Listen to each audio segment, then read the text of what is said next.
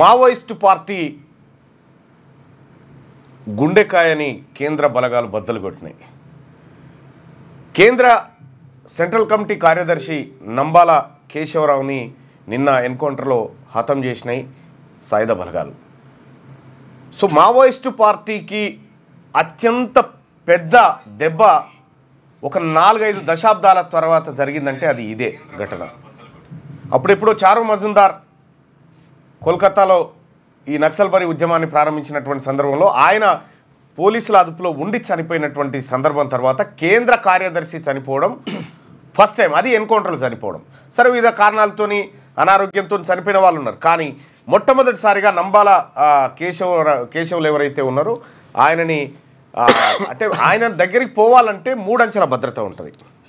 3 అంచెల భద్రత ఉండేటువంటి భద్రతా వలయాన్ని ఛేదించుకొని బలగాలు నంబాల కేశవ్ను చంపేయడం జరిగింది. మావోయిస్టు పార్టీలో అత్యంత సుప్రీంగా ఆయన ఏది చెప్తే అదే, అటువంటి గుండెకాయ మీద కేంద్ర బలగాలు కాల్చినాయి. అయితే ఇదే అంశం నంబాల కేశవులు ఎంత పవర్ఫుల్లో నరేంద్ర మోడీ గారు నిన్న ట్వీట్ చేసినటువంటి అంశం కానీ, అటు అమిత్ షా గారు ట్వీట్ చేసినటువంటి అంశం కానీ చూస్తే మనకు అర్థమవుతుంది. ఆపరేషన్ కగార్ పేరుతో 2026 మార్చి 31 కల్లా మావోయిస్టు పార్టీని అసలు మూలాలే లేకుండా ఖతం చేస్తామనేటువంటి బలమైన టార్గెట్తో కేంద్ర ప్రభుత్వం, మరీ ముఖ్యంగా కేంద్ర హోంమంత్రిత్వ శాఖ ప్రకటనలు కూడా చేసింది. మరి ఈ సందర్భంలో మావోయిస్టు పార్టీ ఇక గతమేనా?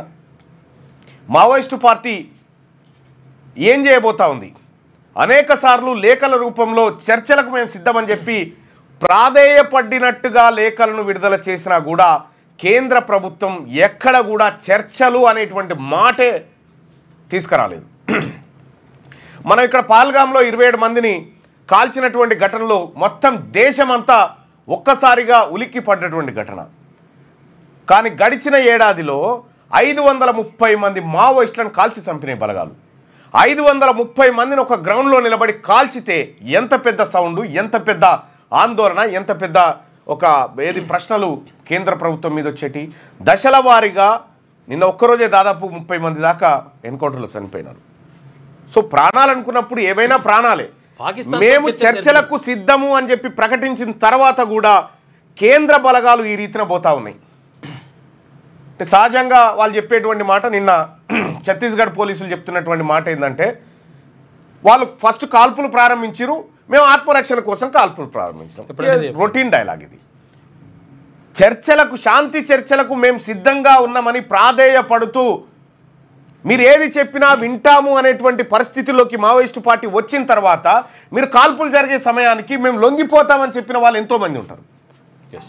మరి అటువంటి వాళ్ళని సజీవంగా పట్టుకోకుండా సో చంపడం ఒకటే పరిష్కార మార్గంగా కేంద్ర బలగాలు ఎన్నుకున్నారు. పాకిస్తాన్తో చర్చలు జరిపినారు. కాకపోతే పాకిస్తాన్ మన శత్రు దేశమైన పాకిస్తాన్తో చర్చలు, శాంతి ఒప్పందాలు, కాల్పుల విరమణలు ఇవన్నీ జరిగినాయి.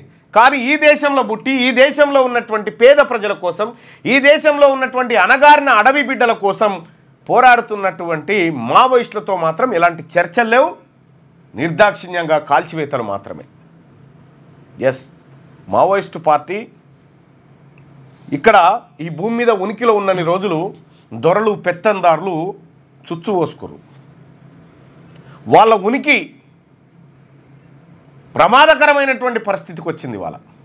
అటువంటి మావోయిస్టు పార్టీ ఇంకా మిగిలింది ఎవరు, ఎందరు?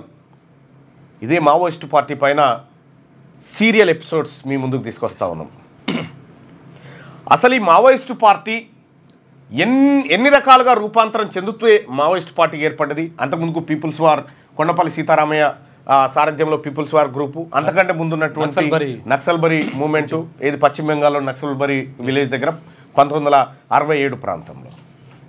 సో ఈ తెలంగాణ రాష్ట్రమే కాదు, దాదాపుగా కేరళ, తమిళనాడు, మహారాష్ట్ర, ఆ తర్వాత ఛత్తీస్గఢ్, ఆంధ్రప్రదేశ్, ఈ ప్రాంతాలన్నింటిలో విస్తరించినట్టు ఒడిశా, బీహార్, పశ్చిమ బెంగాల్, ఈ ప్రాంతాలన్నింటిలో విస్తరించినటువంటి మావోయిస్టు పార్టీని కేవలం 46 జిల్లాలకే దాని యాక్టివిటీస్ పరిమితం చేయగలిగారు. అంటే నిజంగా నరేంద్ర మోడీ గారు కానీ, అమిత్ షా గారు కానీ మార్చి 31, 2026 అని డెడ్ లైన్ పెట్టుకున్నారు కదా. ఈ దేశంలో ఉగ్రవాదులను ఏరివేయడానికి మీకు ఏమైనా డెడ్ లైన్ ఉందా చెప్పండి. పాకిస్తానీ ఉగ్రవాదులను కానీ బంగ్లాదేశీ ఉగ్రవాదులను కానీ ఏరేయడానికి మీరేమైనా టైం ఉందా మీకు అట్లాంటిది? కానీ ఈ దేశంలో ఉన్న వాళ్ళని మాత్రం చంపడానికి ఒక టైం ఫ్రేమ్ మాత్రం మీరు ఫిక్స్ చేసుకోగలిగారు. వాళ్ళు నిజంగా అదే పందాలో పోయి ప్రాణ నష్టాలు చేస్తూ ఉన్నారు, ప్రభుత్వానికి ఇబ్బంది కలిగిస్తూ ఉన్నారు అన్నప్పుడు మీరు దిగొచ్చు. కానీ శాంతి చర్చల కోసం వాళ్ళు 4-5 లెటర్లు రాసి అడుక్కున్నారు. వాళ్ళు మాతో చర్చించండి, చర్చిస్తే పరిస్థితులు ఎట్లా ఉండేదేమో. చరిత్రలో ఎప్పుడు కూడా ప్రతిదీ చర్చల ద్వారానే సాధ్యమవుతుంది. ఇది పివి నరసింహారావు గారు చెప్పినటువంటి మాట. చర్చల ద్వారానే సాధ్యమవుతుంది అనేటువంటి మాట పివి నరసింహారావు గారు చెప్పిండు. సో దాన్ని వీళ్ళు ఆచరిస్తున్నట్టుగా కనిపించట్లేదు కేంద్ర ప్రభుత్వం. సో ఇక్కడ మావోయిస్టుల ఏరివేత, సో దాంట్లో అనేక మంది జవాన్లు కూడా గాయపడ్డారు. ఎవరికి నష్టం కాకుండా ఒక చర్చలు చేయొచ్చు కదా, ఎందుకు చేయట్లేదు కేంద్ర ప్రభుత్వం? అంటే ఇంకొకటి అర్బన్ నక్సలైట్లు అనేటువంటి కొత్త పదాలను తీసుకొచ్చి అర్బన్ ఏరియాలో ఉన్నటువంటి వాళ్ళని అనేక రకాలుగా వాళ్ళని కూడా వాళ్ళ జీవితాల ముగింపుకు కార్యాచరణ రూపొందించారు.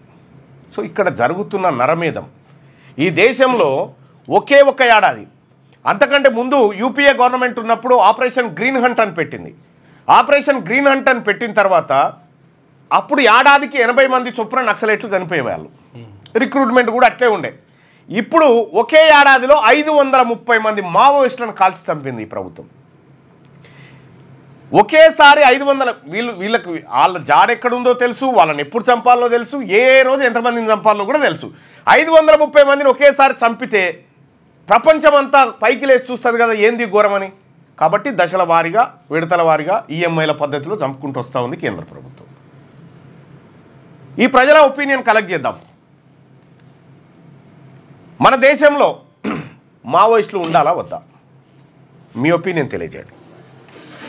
అంటే హింసను ప్రేరేపిస్తున్నామని కాదు ఇక్కడ, కాకపోతే ఏంటంటే అటువంటి వ్యవస్థ ఉండాలా వద్దా అనేది.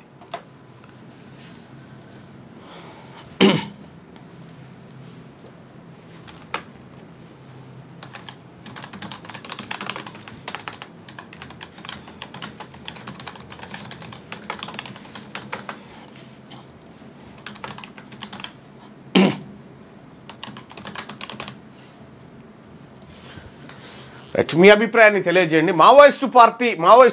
మావోయిస్టులు ఉండాలి అని అనుకుంటున్నారా లేదా? ఉండాలి అనుకునే వాళ్ళు ఇక్కడ మీ అభిప్రాయాన్ని, అవసరం లేదనుకునే వాళ్ళు ఇక్కడ మీ అభిప్రాయాన్ని తెలియజేయండి ఓటింగ్ రూపంలో.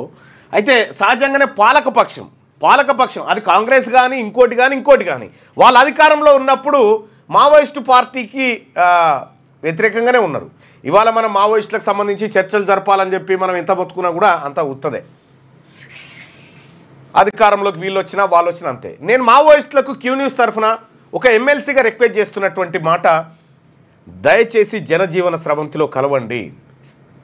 ఓటు ద్వారా మనము అద్భుతమైన పోరాటాలు చేయొచ్చు. ప్రజాస్వామ్యయుతంగా అద్భుతమైన పోరాటాలు చేయొచ్చు. మీ ప్రాణాలు రక్షించబడతాయి.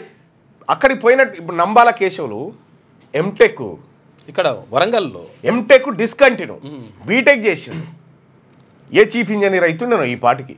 రాడికల్ స్టూడెంట్ యూనియన్ నుంచి ఆర్ఎస్యూ నుంచి అటు వెళ్ళిపోయాడు. నిజంగా ఆ రీజనల్ ఇంజనీరింగ్ కాలేజ్ ఉందిగా, ఆర్ఎస్సీ కాలేజ్ పేరు మీద ఒక సినిమా తీయొచ్చు. ఎంతమందిని ఉత్పత్తి చేసిందో, ఎంతమంది మావోయిస్టులను ఉత్పత్తి చేసిందో, ఎంతమంది, అదొక కర్మాగారం లెక్క తయారైపోయింది ఆ ఆర్ఎస్సీ కాలేజు. దాని మీద ఒక స్పెషల్ స్టోరీ చేద్దాం. రైట్, ప్రజల ఒపీనియన్ ఒకసారి తెలుసుకునే ప్రయత్నం చేస్తూ ఉన్నాం. మావోయిస్టులు ఉండాలి అనుకుంటున్నారా లేదా అంటే ఉండాలి అనుకునే వాళ్ళు ఎంతమంది, అవసరం లేదనుకునే వాళ్ళు ఎంతమంది, మీ అభిప్రాయం తెలియజేయండి. మావోయిస్టులు ఎప్పుడు కూడా పేదవాడి జోలికి పోలేదు. ఎవడైతే పేదోని కడుపు కొట్టిండో వాని తెరవే పోయిర్రు అనేది మనం చరిత్రలో చూసుకున్నటువంటి మాట. మరి ఇక్కడ మావోయిస్టులు ఉండడం అంటే హింసను ప్రేరేపించడం కాదు. విషయం ఏంటంటే అటువంటి వ్యవస్థ ఉంటే ఒక రకమైనటువంటి భయం, దాంతో తప్పులు జరగకుండా ఉంటాయి అనేది ఇక్కడ ఉద్దేశం. అదొకటి ఉంటుంది. రెండోది, ఇక భారతీయ జనతా పార్టీ గురించి ఒక ఆయన కామెంట్ పెట్టి, చాలా అద్భుతమైన కామెంట్. అంటే ఎంఐఎం పార్టీ ఎంత అవసరమో బీజేపీకి, పాకిస్తాన్ కూడా అంతే అవసరము, అవి చూపెట్టి ఓట్లాడుకోవడానికి, హిందూ పోలరైజేషన్ చేయడానికి అది అవసరం అని చెప్పి ఒక ఆయన కామెంట్ పెట్టిండు. చాలా బాగా రాసిండు. మళ్ళా మా నాన్న మావోయిస్ట్ ఎన్కౌంటర్లో చనిపోయాడని చెప్పి సంపత్ త్యాగల చెప్తున్నటువంటి మాట.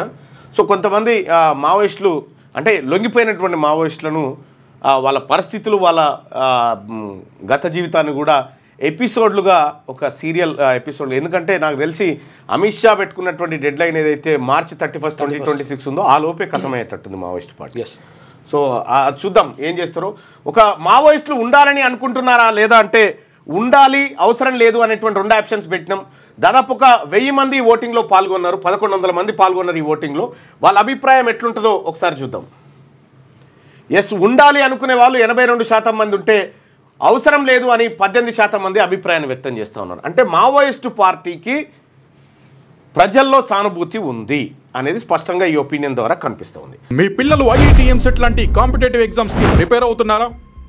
జాబ్స్ కోసం చేసే ప్రయత్నంలో విఫలమవుతున్నారా? ఇంగ్లీష్ పై పట్టు సాధించలేక పోటీ ప్రపంచంలో వెనుకబడుతున్నారా? స్టేట్ సిలబస్ అయినా సెంట్రల్ సిలబస్ అయినా అన్ని సబ్జెక్టులు ఇప్పుడు ఒక్క క్లిక్ లో. షేక్ స్పైకర్ ఇప్పటి వరకు ఎవరు తయారు చేయలేని విధంగా రూపొందించబడిన సరికొత్త యాప్. ఇప్పుడే షేక్ స్పైకర్ యాప్ ని ప్లే స్టోర్ నుండి డౌన్లోడ్ చేసుకోండి. కేవలం 1000 రూపాయలకే 7 ఏళ్ల పాటు సబ్స్క్రిప్షన్ పొందండి.